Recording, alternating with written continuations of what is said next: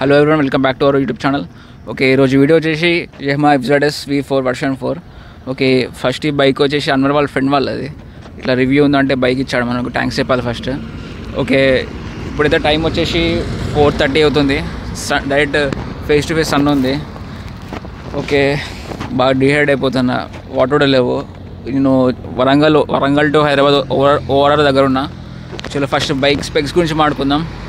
Okay, first మనం bike main heart దగ్గరికి వెళ్తే ఈ ఇంజన్ వచ్చేసి 149 cc, పవర్ వచ్చేసి 12.4 PS.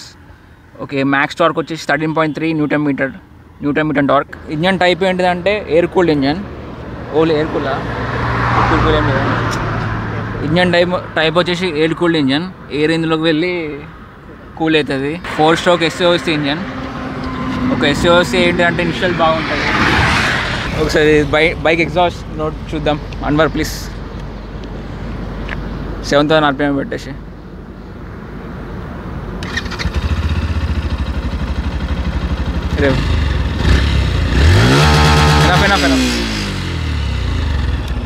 ఓకే, ఇంకోటి కీ ఫీచర్ వచ్చేసి ఇందులో TCS ఉంది, ట్రాక్షన్ కంట్రోల్.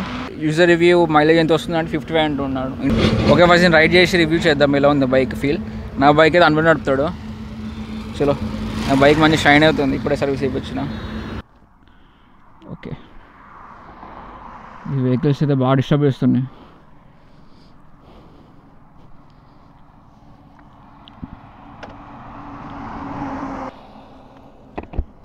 ఓకే, మీటర్ అయితే సేమ్ ఎంటీ ఫీల్డ్ లాగానే ఉంది. ఈ లైట్ కానీ RPM లిమిటర్ కానీ సేమ్ ఎంటీ ఫీల్డ్ లాగానే ఉంది. కానీ గేర్ పొజిషన్ ఇండికేటర్ ఇవ్వలేదు, ఎందుకంటే గేర్ పొజిషన్ ఇండికేటర్ కాస్ట్ ఎక్కువ ఉంటుంది. స్విచ్ క్వాలిటీ కూడా సేమ్ ఎంటీ ఫీల్డ్ లాగానే ఉంది. హారన్ బేసిక్, కానీ ఇంజన్ కిల్ స్విచ్ బటనే అంత క్వాలిటీ బాగాలేదు.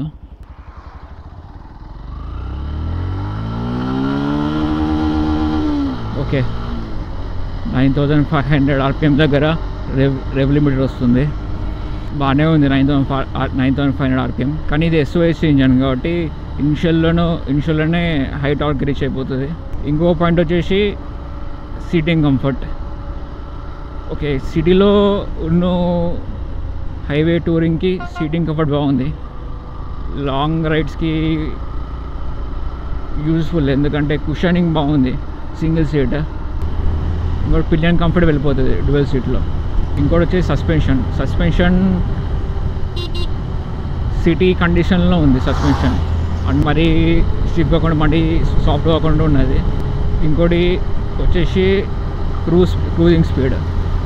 నువ్వు ఈజీగా 6,000 RPMలో 80 స్పీడ్లో 1 minute, 80 స్పీడ్లో నువ్వు ఆల్ డే ఈజీగా క్రూజ్ చేయొచ్చు బైక్ని. 80-85 స్పీడ్లో.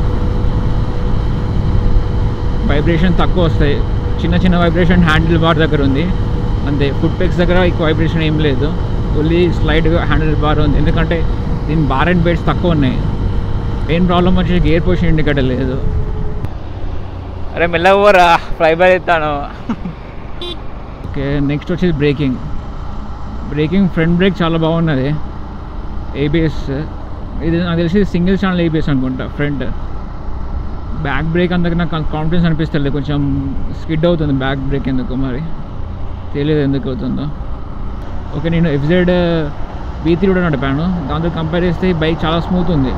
అండ్ ఇనిషియల్ కొంచెం స్పీడ్ కూడా ఎక్కువ ఉంది. ఇంకోటి ట్రాక్షన్ కంట్రోల్ అందులో లేదు, నేను ట్రాక్షన్ కంట్రోల్ ఉంది.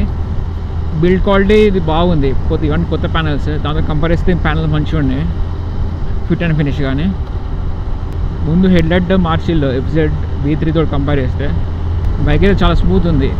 ఇంకోటి మైలేజ్ ఈ బైక్ ఓనర్ చెప్పే మైలేజ్ వచ్చేసి 55 ఇస్తుంది అంటాడు సిటీలోనే.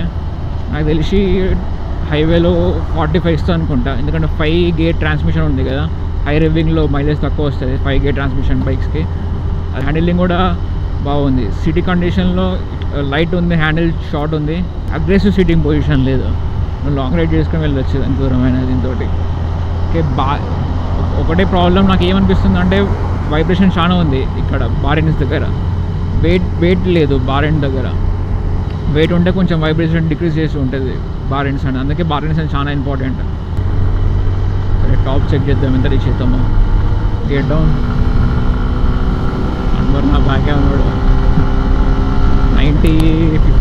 పోర్చుగల్ 90 వెళ్తుంది, దేవుడి లిమిట్. నా వెయిట్ ఎక్కువ కాబట్టి టాప్ సిరీస్ అంతా ఈజీ కాదు. 98, 99, 100, 101. ఓకే, కేర్ఫుల్ ఉండాలి ఇక్కడ.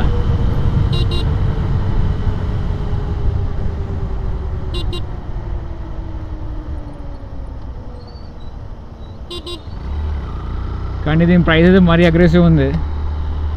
1,60,000 పడ్డది అనుకుంటా అతనికి బైక్. ఇంకా దసరా వేసుకుంటే మంచిగా N160 వస్తుంది. ఓకే, ఇంకో పాయింట్ అన్వర్ చెప్పిండు నాకు. ఇండికేటర్ హాలోజన్ ఇస్తాలంట. మనం 3,000 ఎక్స్ట్రా పే చేసి ఎల్ఈడీకి షిఫ్ట్ కావాలని చెప్పాడు. సన్సెట్ పాయింట్ చాలా బ్యూటిఫుల్ ఉంది ఇక్కడ నుంచి. హెడ్లైట్ ఒకసారి నైట్ లైట్ చెక్ చేయాలి ఒకసారి మనం. ఒకసారి వాబుల్ అవుతుందో లేదు చూద్దాం. వెహికల్ కొన్ని వెహికల్స్ వాబుల్ అవుతాయి. ఓకే, వెయిట్ సెంటర్లో ఉంది కానీ కొంచెం లెఫ్ట్ వెళ్తుంది. టైర్ ప్రెషర్ తక్కువ ఉంది బైక్లో.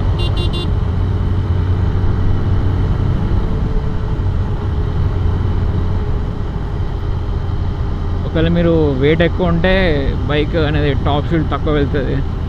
ఇక్కడ నుంచి సర్వీస్ రోడ్ లెఫ్ట్ వెళ్దాం.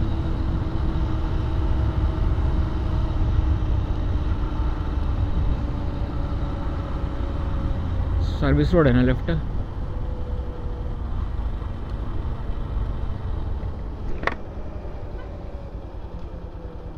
ఓకే, ఇలా సిటీ అండ్ బాగా మీరు సిటీలో డ్రైవ్ చేస్తా అంటే ఇవి తీసుకోండి, బెస్ట్ చాయిస్. అండర్ 1,50,000లో. చలో, బైక్ అయితే బాగుంది. బిల్డ్ క్వాలిటీ, ఇంజన్ లైఫ్ చాలా పెద్దగా ఉంటుంది వీటికి. ఎన్ని ఇయర్స్ అయినా ఇంజన్ ప్రాబ్లం రాదు. మీరు ఈజీగా 7 ఇయర్స్ వాడచ్చు బైక్ని. ఎందుకంటే మా ఫ్రెండ్స్ వాళ్ళు ఇంకా FZ ఫస్ట్ వర్జన్ యూజ్ చేస్తారు వాళ్ళు. ఇక్కడ కొంచెం సైడ్గా అవుదాం,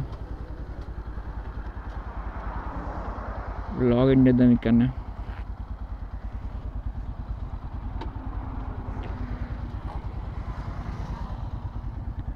ఓకే, బైక్ అయితే ఇది overall look. Last time exhaust చూద్దాం. ఓకే, ఇది టాప్ వేరియంట్ అనుకుంటా. ఇది టాప్ వేరియంటా? ఇది టాప్ వేరియంటా? బేసిక్ వాటికి ఇది 3D లోగో రాదు అనుకుంటా, అంత డిఫరెన్స్. ఇంకోటి అలాయ్ వీల్స్ బ్లూ కలర్ ఉండవు, బ్లాక్ ఉంటాయి అనుకుంటా అవి నార్మల్గా. హెడ్లైట్స్ ఇవి ఎల్ఈడి హాలోజన్ కదా ఇవి? ఎల్ఈడియా అంటే ఎక్స్ట్రా పే చేసిండు ఏమైనా? టాప్ వేరియంట్కి ఎల్ఈడి. ఓకే, టాప్ వాటికి ఎల్ఈడి వస్తుంది, బేసిక్ వాటికి హాలోజన్ బల్బ్ వస్తుంది అంతే. హెడ్లైట్ చెక్ చేద్దాం ఒకసారి. హెడ్లైట్ కూడా బాగానే ఉంటుంది. ఈ డిఆర్ఎల్ ఆన్ ఉన్నాయి, ఆఫ్ ఉన్నాయి డిఆర్ఎల్లో? ఇవి సైడ్ డిఆర్ఎల్. ఓకే, ఆనే ఉంది కానీ ఇంటెన్స్ తక్కువైంది. అవును, నైట్లో కనబడుతుంది అనుకుంటా. ఇది ఒక్కడే బాగాలే. థ్రెడ్స్ రైడ్ రివ్యూ మంచిగా అనిపిస్తే లైక్ చేయండి వీడియోని. ఓకే, ఇంకా చాలా వీడియోస్ ఉన్నాయి. నా బైక్ కూడా ఇంతవరకు రివ్యూ చేయలేదు నేను. 6 months అవుతుంది బైక్ కొని. చేద్దాం, దాని వీడియో కూడా చేద్దాం. ఇంకా 2 వీడియోస్ ఉన్నాయి ప్రాసెస్లో, అవి ఎడిట్ చేయాలి, టైం పడుతుంది. చలో, ఓకే, నెక్స్ట్ వీడియో కలుద్దాం. Until then bye. సబ్స్క్రైబ్ చేయండి.